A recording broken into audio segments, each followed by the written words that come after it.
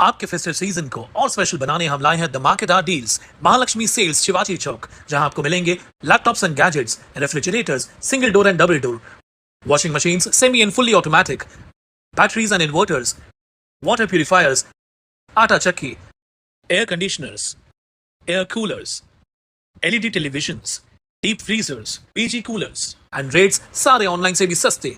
Check prices with us before buying online. Mahalakshmi Sales, Shivaji Chowk, Ulhasnagar 3. All types of EMI options available. आज ही आइए और consumer appliance ले जाइए easy EMI पर।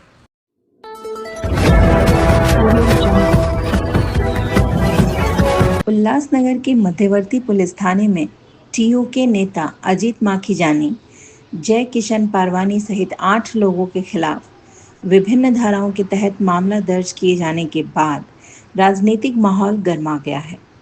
इस प्रकरण को टीयू के प्रवक्ता कमलेश निकम ने राजनीतिक रंग देते हुए भाजपा पर गंभीर आरोप लगाए थे। वहीं मामले ने नया मोड़ तब लिया जब पीड़ित महिला जिन और उसके पति राहुल चंदनानी ने प्रेस कॉन्फ्रेंस कर कमलेश निकम व राजेश टेकचंदानी के खिलाफ चौंकाने वाले खुलासे किए और मैं मीडिया को इसीलिए आज फिर से मैंने बुलाया है। मैंने कल कमलेश निकम जी का इंटरव्यू देखा। उन्होंने बोला है कि ये सब झूठा है। मैं उनको कहना चाहूंगा कि आप सेंट्रल पुलिस स्टेशन में जो हमारा एप्लीकेशन दिया हुआ है वो एक बार देखें और हमारा जो FIR है वो पढ़ें। उसमें से आपको पता चल जाएगा इसमें कितनी सच्चाई है। और मैं शायद उनको एक बार याद दिलाना चाहूंगा कि कुछ महीने पहले, 8 से 10 महीने पहले, उन्होंने एक कॉन्ट्रैक्ट लिया था मेरे साले से, जो इनके भाई हैं, और उन्होंने मेरे वाइफ को दम देके एक नंबर पुलिस स्टेशन में उनसे चाबी छीनी थी, जो उनको कॉन्ट्रैक्ट इनके भाई ने ही दिया था कि इनसे चाबी लेके दो जैसे ये घर पे नहीं आ पाए। और ये मैं नहीं कह रहा हूँ, इनके ही आदमी जिनको वो डिफेंड कर रहे थे, पत्रकार जय किशन पारवानी और अजीत माखीजानी, उन्होंने कहा है, वो एप्लीकेशन में मेरे लिखा हुआ है, उनके इंटरव्यू से पहले लिखा हुआ है और वो हमने सेंट्रल पुलिस स्टेशन में सबमिट किया है। मैं उनको कहना चाहूंगा इन्वेस्टिगेशन चालू है, वो भी इन्वेस्टिगेशन के पात्र बनने वाले हैं। और मैं इनको ये कहना चाहूंगा कि आपने ही कॉन्ट्रैक्ट आगे फॉरवर्ड किया है जय किशन पारवानी को, जैसे कि हम आपके सामने झुके, पर वो नहीं होने वाला है। आप इन्वेस्टिगेशन के पात्र हैं और आगे इन्वेस्टिगेशन में आप आने वाले हैं। तो इसलिए मैं आपको कहना चाहूंगा, ये ऐसा करके ये न कहिए कि ये सब झूठ है।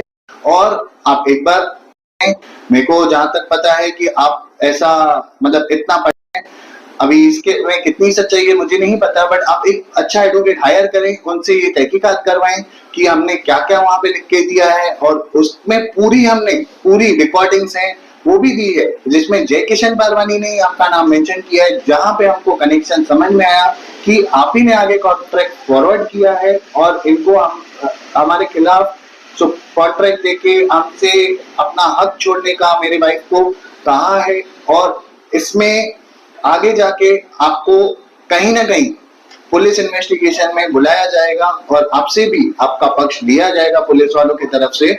और कमलेश निकम जी के साथ राजेश टेकचंदानी का भी उन्होंने नाम लिया है। तो आप इसके ऊपर एक बार सेंट्रल पुलिस स्टेशन में जाएं और वहां से हमारे एप्लीकेशन निकलवा के आप देख सकते हैं।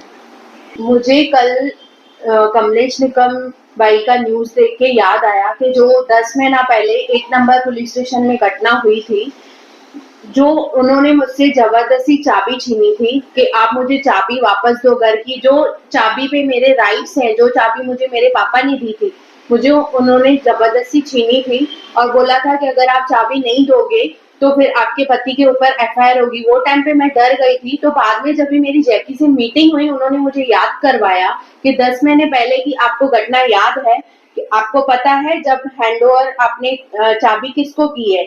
उस दिन के लिए कमलेश निकम, राजेश टेकचंदानी ये बीच में आए पुलिस स्टेशन में, उन्होंने आपसे चाबी ली, इनको दम देके और चाबी लेके दी। ये मेरे पास रिकॉर्डिंग्स में है सब। हमारा कुछ भी केस झूठा नहीं है और पुलिस झूठा केस लेती भी नहीं है। हमने उनको अच्छे से प्रूफ दिखाए हैं, तभी उन्होंने हमारा केस लिया। ये सब मामले में कमलेश निकम का कौन सा बड़ा रोल है? मेरे को ऐसा लग रहा है कि वो 10 महीने पहले से ही इनका प्लानिंग शुरू हो गया था, और जो सुपारी है वो कमलेश निकम जी ने ही और राजेश टिकचंदानी ने आगे फॉरवर्ड किया है जयकिशन पारवानी को, और इनके जो पूरी टीम है ये एज अ टीम काम करते हैं, जिनमें दीपक रंगीला और अजीम माखीजानी भी शामिल हैं। और जैसे जहाँ पे जो कॉम्प्रोमाइज हुआ, जिसके सामने टूटा, वहां पे ये फुल स्टॉप लगाते हैं, और जैसे हम नहीं टूटे तो ये कंटिन्यू करते रहते हैं। कुछ कोर्टे केस दाखिल करवाना, लोगों को सुसाइड करने पे मजबूर करना और उनकी जिंदगी तहस नहस करना। मैंने तो सुना है किसी ने एक अपना अंगूठा काटा था अपना एफआईआर करवाने के लिए। तो पहले वाली बाइट में जब आपने दिया था कमलेश निकम का नाम क्यों नहीं लिया था? जब तक वो सामने से इंटरव्यू नहीं दे रहे हैं, मैंने सोचा कि भाई वो जैकी ऐसा कुछ तुक्के पे भी फेंक रहे हो, ऐसा मुझे लगा। बट अभी जब वो सामने से आए हैं तो मुझे लग रहा है ये एज अ टीम ही काम करते हैं, और ये अभी एक जन अंदर गया है तो दूसरा बिल से बाहर निकला है, और ऐसे ही इनका काम चलता रहता है। सर जैकी ने तो सब झूठ ही बोला था, न्यूज में भी सब झूठ ही बोलते हैं, तो हमें लगा कि हो सकता है वो ऐसे ही हमें डराने के लिए उनका नाम ले रहे हो। लेकिन कल जब उनका इंटरव्यू आया तो वो क्लियर हो गया कि इन लोगों की पूरी टीम है। और उन्होंने अपने जब भी हमारा कन्वर्सेशन हो रहा था उसमें, ठीक है, वो बड़े बड़े लोगों का नाम लेते रहते हैं। तो ये सब मामले में जी कमलेश निकम भी इसमें आपके स्टेटमेंट में है क्या? हाँ, जयकिशन पारवानी ने ही नाम लिया है स्टेटमेंट में, और राजेश टिकचंदानी का भी नाम लिया है कमलेश निकम के साथ कि उनको आपने चाबी हैंड ओवर की थी। तो ये बात सही है, वो मेरे ऊपर फॉल्स केसेस डाल रहे थे कि आप चाबी दो नहीं तो हम करेंगे। उस टाइम पे तो पुलिस स्टेशन में सुनील चौक, अमृता चौक और नित्या चौक और कमलेश निकम और राजेश टिकचंदानी थे जो ये हमें फोर्स कर रहे थे कि आप चाबी दो घर की, नहीं तो आपको आपके पति के ऊपर हम फॉल्स केसेस डलवाएंगे, 354 पॉक्सो ऐसे करके धमकियां दे रहे थे। तो उस टाइम पे हम लोगों के पास इतना, मतलब जैसे उनका नाम सुना था कि भाई वो बहुत एकदम खतरनाक आदमी है, तो हमने उस टाइम पे कुछ एक्शन नहीं लिया। और अभी कल के इंटरव्यू के बाद ये कंफर्म हो गया कि ये एज ए टीम काम करते हैं, और लोगों को कॉम्प्रोमाइजिंग पोजीशन में लाके उनसे मतलब उनका हक छुड़वाना, प्रॉपर्टी के मैटर्स में घुसना, पर्सनल मैटर्स में घुसना, ऐसे। और उन्होंने एग्जांपल भी दिया है जयकिशन पारवानी ने किन किन का हमने काम करवाया है, ऐसे उनका उसमें पूरा रिकॉर्डिंग में है।